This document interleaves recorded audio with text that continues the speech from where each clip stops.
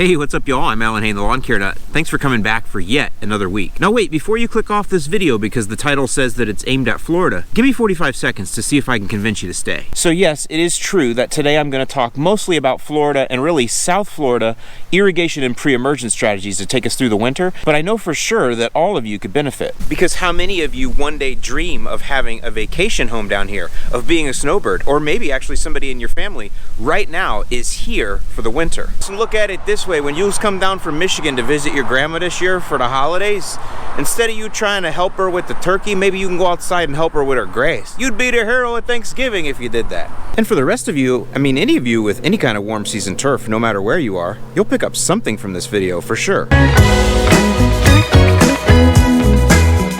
So before we go getting too crazy, I just want to let you know there will be full written support, a full written guide. If you click the link in the description below and you sign up for my Florida only email list, by the way, anybody can sign up for that, but it's made for you guys here in Florida, I'll send you out complete written instructions that back up this video. We're not going to go into all the math and all the calculations for every single product in detail, but that email will. So there's full written support for this video if you click the link in the description below.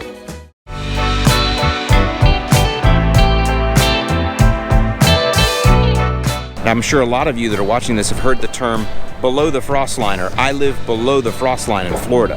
That originally came from the citrus industry. You see, because citrus is sensitive to frost, or really we're talking about freeze. And interestingly enough, snowbirds are also very sensitive to freeze. I mean, if you're gonna move all the way down here from Ohio, Michigan, Illinois, or New Jersey, New York, Maine, you don't wanna move somewhere where you're gonna have to deal with a freeze, even if it's only for a few hours overnight, one night in the middle of February. And so the frost line, at least as I was taught to recognize it, is Highway 60 that goes from Tampa over to Vero Beach, kind of across the state and southeast a little bit.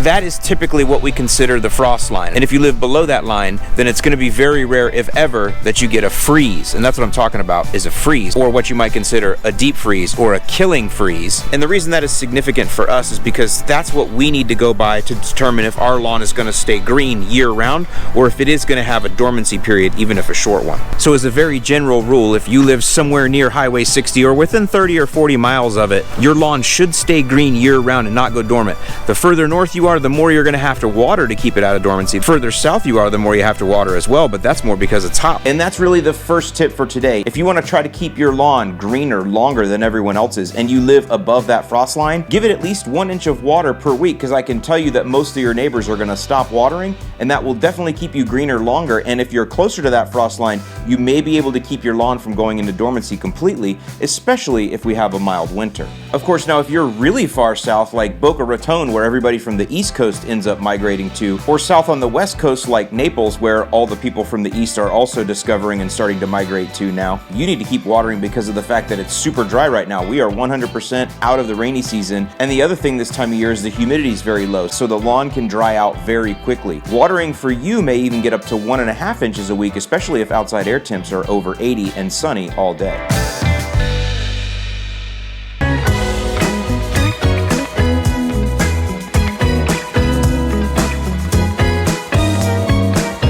So you guys know that when I normally talk about pre-emergent strategies on this channel, we use soil temperatures as our guide. And those soil temperatures typically are 55, 65, and 70. And when the soil reaches those particular points, either in spring coming into summer or out of summer going into fall, we do certain tasks. But in South Florida here, we never reach those temperatures. In fact, for most of us, our soil temperatures rarely ever get much below 70 at all during the year. So the key here is to realize that with South Florida, our pre-emergent strategy is year-round, and it's not constrained by soil temperatures. Now keep in mind, there is no pre-emergent product or active ingredient that is going to stop every single weed. And in fact, if you live in Florida, you need to realize that not only should you have a year-round good pre-emergent strategy, you're also going to need to employ a year-round good post-emergent weed control strategy. Now, we'll get into post-emergent weed controls in another video, but the key being here is to realize this is only a piece of the strategy. Defense is one piece, and that's what we're talking about here, but you also need to have a good offensive strategy, which we'll talk about later. So here's your South Florida pre-emergent strategy, and instead of being based on soil temperatures, it's based on time of the year or months of the year. And since I'm making this video in November, we're just going to start right now, and we're going to call this time frame right now October, November. And this late fall application is an application of Dithiopyr. This will prevent weeds that germinate during the winter, such as hairy bittercress, chickweed, annual bluegrass, and spurge. Our 0020 Dithiopyr pictured here, you put that down at 4 pounds per thousand, and it'll give you about 3 to 4 months of pre-emergence protection against these weeds. All areas of Florida, South Texas, anywhere right now that the ground is not frozen, you're good to throw down this Dithiopyr, and in fact it's good for all grass types, including Bahia grass. Bahia grass! Now your next application is going to come sometime around Valentine's Day, so call it mid-February. And the product you want to look for here is available at every big box store in the South. It's called Scott's Bonus S. Bonus S is actually a weed-in feed.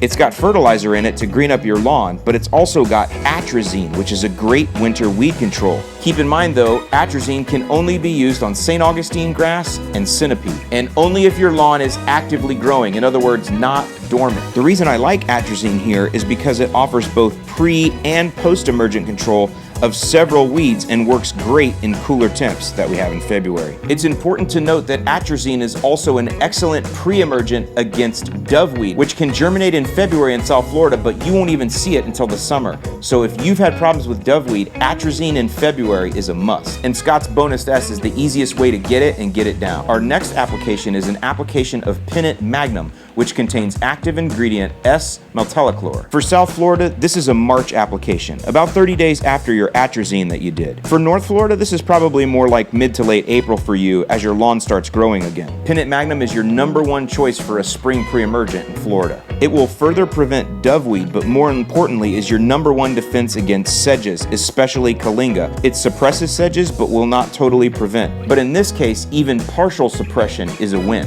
It also prevents signal grass, crabgrass, and goosegrass, among others. Now, this is one of those that's only sold in large quantities. You have to buy an entire gallon of it. It's like $225, but keep in mind it covers 3 acres. So if you have a 5,000 square foot lawn, you would get years and years and years of applications out of the one bottle. So what I recommend you do is, if you're gonna make the investment in the Pennant Magnum, go in with a few friends and share, so that way it doesn't get wasted. Now, if you can't make the investment in Pennant Magnum, and I understand that a lot of you can't do that, you should definitely try, but if you can't, then at this time go ahead and put down either prodiamine or Dithiopyr, whichever one you have. That's gonna be better than nothing. So 6 weeks after that last app, so now we're probably sometime in May, you're gonna apply a second application of Pennant Magnum. That's right, we're doing what's called a split app. And like I mentioned, if you want full written instructions on how this plan lays out, click the link in the description below. It's just for the Florida plan. I'll send it out to you guys in writing early this coming week. So that second application of Pennant Magnum is just designed to put another coat of paint over the first coat of paint and extend us all the way through the summer with protection against these weeds, especially suppression of kylinga and prevention of doveweed, which are gonna rage as the rainy season comes in